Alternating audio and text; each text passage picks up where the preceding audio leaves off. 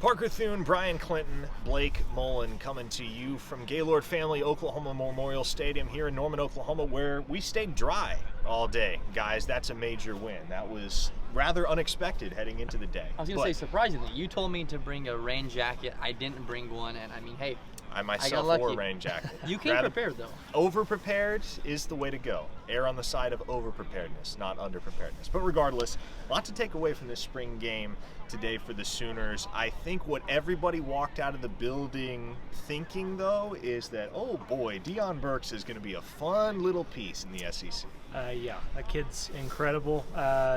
Don't know how no offense to Purdue, but I don't know how a guy like that doesn't end up at a major football program somewhere across the country. And now obviously he's at Oklahoma, and the Sooners benefit from that. Guy's going to be absolutely incredible in SEC play. Parker, we talked about it. It looked like he might have been down to OU or Texas.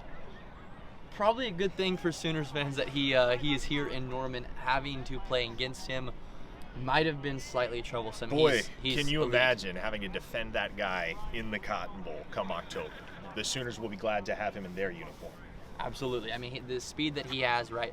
Venables was talking about it in the presser.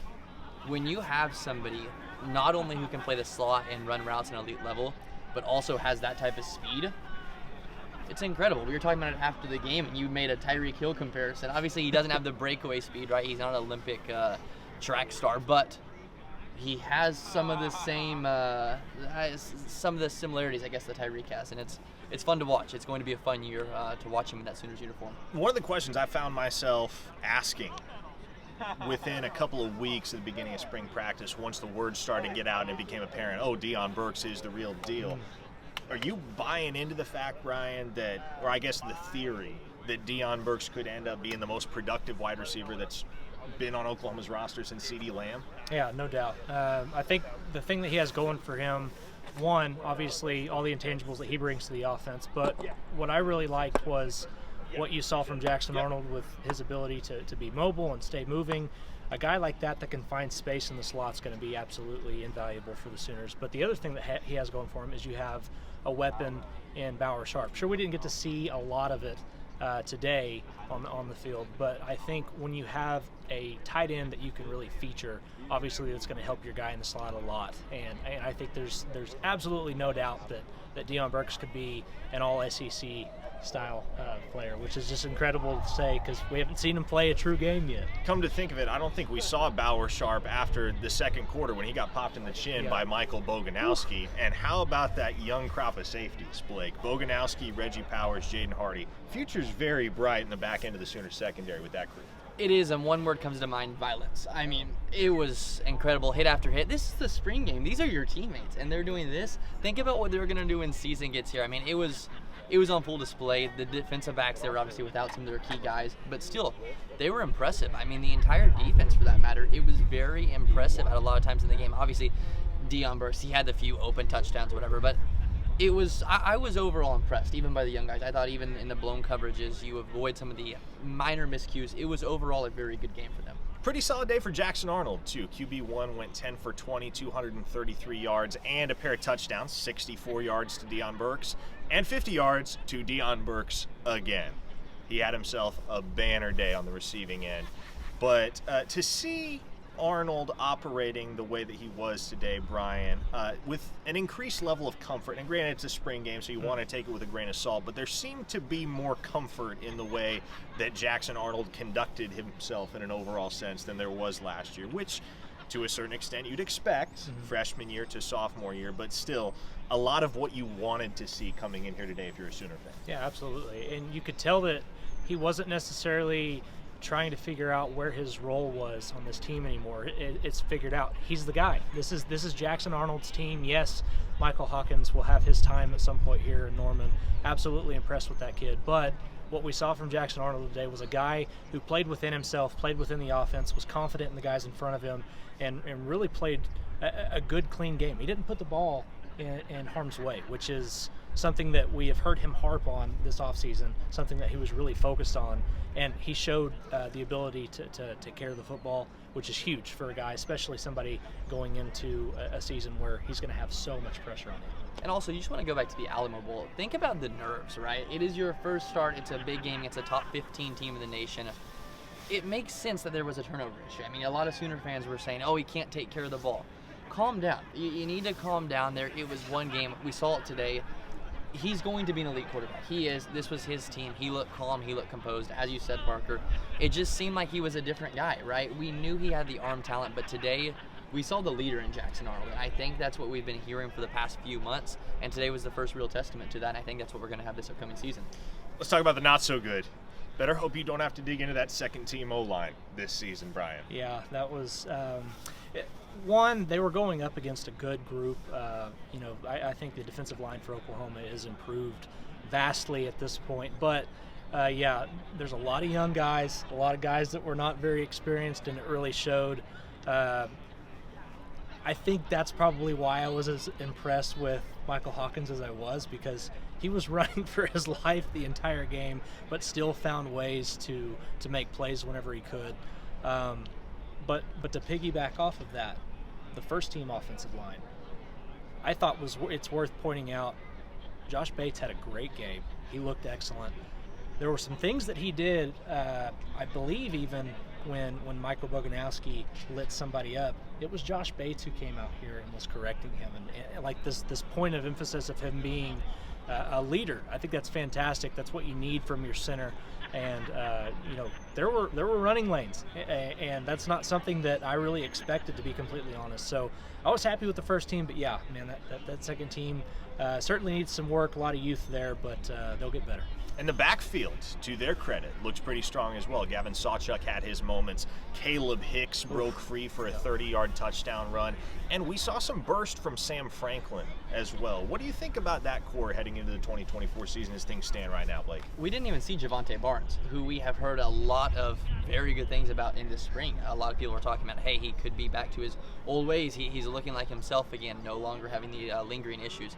So, I mean, this running back group, it's good. It is good and it's deep. And the best thing about it to me is that they're all a little bit different, right? Even when I talked to Sam Franklin at the player availability a few months back, he had talked about how he'll line up in the slot. He'll go out wide. He can be your home run back. He can do everything. We know what Gavin Sawchuk can do. We know he has the Kennedy Brooks in him just looking for the lanes, but he has that extra gear if he needs to get to it. They all are so unique, and that's beautiful if you're Seth Luttrell, if you're DeMarco Murray. I mean, they have a lot of toys, right? That the entire offense, though, it's just loaded. That's what this comes down to. Injury report for the Sooners. Obviously, Jalil Farouk did not play today. He won't be back on both feet for quite a while. He's got a fracture in his foot. Daniel Akinkunmi's dealing with an ankle injury. He was on a scooter today, did not participate. And then Andrell Anthony, as he continues to work back from that injury suffered in the Cotton Bowl a year ago in that climactic victory over Texas. He has not participated in spring ball to this point either, and was inactive today. There were several others inactive for the Sooners for purely precautionary reasons. Billy Bowman didn't suit up. Nick Anderson didn't suit up. Woody Washington was not available. Garen Hatchett, as he continues to work back from an injury that he suffered while still at Washington. Those guys were on the shelf, obviously not expected to be a long-term thing for any of those four. And then Troy Everett was on crutches today. He just recently underwent surgery. The expectation is that he'll be back by September or October. Now let's get to the transfer crop. Brian, three very crucial visitors today for the Sooners. Branson Hickman, the transfer center from SMU. Jermaine Lowell, defensive lineman formerly of Arizona State and Louisville. And the big one, Dominic Williams, one of the most coveted players in the entire transfer portal, 6'2", 320 pounds. A guy who has started every game of his collegiate career at TCU and was here at the Palace on the Prairie to check it out today. If you're one of those three guys walking away from the experience today, Brian, you think you saw what you wanted to see? Absolutely. Starting on the offensive side of the ball, I think all the questions coming in, all the doubts about what Bill Bedenbaugh's group looked like, for them to play the way that they did today and look the way that they did today, like that, the technicality side of the game, those guys learn that. And with a guy like Branson Hickman who has played so much football to this point, I think there's value in that, obviously, but you also want to be part of that group, right? Like, you want to be a part of what's going on here. If you want to go to the NFL, you want to play offensive line, you come to Oklahoma. On the defensive side of the ball, I was really impressed with what the interior of the defensive line looked like. You saw flashes from David Stone, obviously, but what we saw from Devon Sears, what we saw from Jaden Jackson. I mean, there were guys. Grayson Halton had a great game. All of that really folds into a good group, and I think you add potentially 2 guys like that, the rotation would just be phenomenal for the Sooners. And so I was really impressed with what I saw. I really liked how Lowell and Williams were like inseparable. I had like being on the field pregame with them being together, watching everything that was going on over here with Todd Bates' group. Just you have to like what you see there. Is it fair to say, guys, that I guess the biggest bright spot today, or the thing that you're leaving here feeling most confident about, is that you have a wide receiver 1 in Dion Burks, and maybe the thing that you're most skeptical of is that depth on the offensive line? Absolutely. And you asked the question earlier about could Dion Burks be the most productive guy since maybe a CeeDee Lamb. I actually don't think so, but the reason I'm saying no is because look at how deep this room is. I mean, you see Dion Burks and what he does today. There's no Angel Anthony, there's no Nick Anderson, there's no Gavin Freeman. This room is just, it's one of the best in the country. I said it after the Arizona game that if Dion Burks can live up to the hype, this will be one of, if not the best rooms in the nation. I think today kind of put that in cement, right? I think we all saw, okay, wow, this is elite. Yeah, the depth in the offensive line room is a concern outside of your top 5. I do like what we saw from Michael Tarquin today and throughout spring, but I think if there was another position or something that kind of gets lost in the fold, it's at defensive end. There were some spots today where I thought PJ Adebawore maybe he may have had a sack had it been live. Obviously want to call off the dogs on your own quarterback and not let him get there. But we did see some flashes from him. I'm still curious to see what things look like there in Michael Chaves' room. But what we saw from the offensive line was promising. Still could use a couple of pieces. All in all, really fun day of football here at Gaylord Family Oklahoma Memorial Stadium. The red team, the offense, takes the victory in this spring game 65-58 over the white team, the defense. That's an entirely different conversation as the scoring system, which that seems to be something that OU just can't nail down to a reasonable I suppose the correct term would be a reasonable scoring region. Yeah. Because 65-58, that's a basketball score. Correct. Regardless of all that. The Sooners walk away feeling very good, I think, about walking into the SEC with everything that they have loaded up in the chamber on both the offensive side and the defensive side. And we're looking forward to year 1 in the SEC. Some fun road trips on tap and plenty of in-depth recruiting coverage, team coverage, insider information, all accessible at OUInsider.com, both now, over the summer, and of course when the season rolls around. So we hope you'll join us. We hope to see you over there at OUInsider.com.